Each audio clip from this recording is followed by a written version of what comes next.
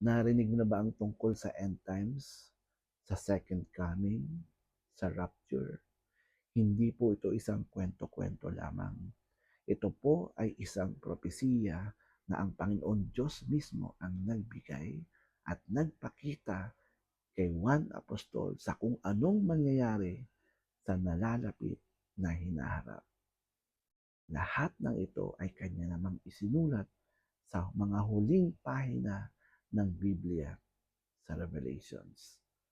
Dito, idinitalya ni Juan ang kanyang mga nakita at nasaksihan batay sa kanyang panahon.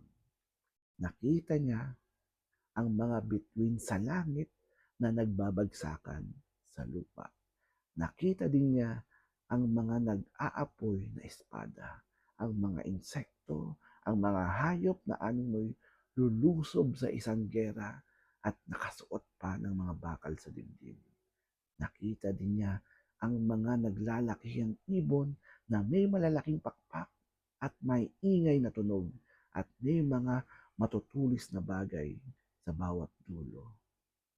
Mga kapatid, kung sa panahon natin ito ay papakita ng Diyos, sigurado alam natin kung paano ito tutukuyin.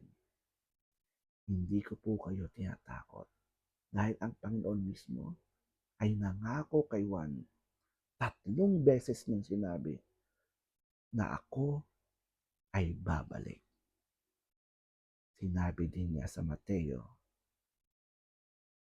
na ang magtitiis hanggang sa huli ang siyang maliligtas.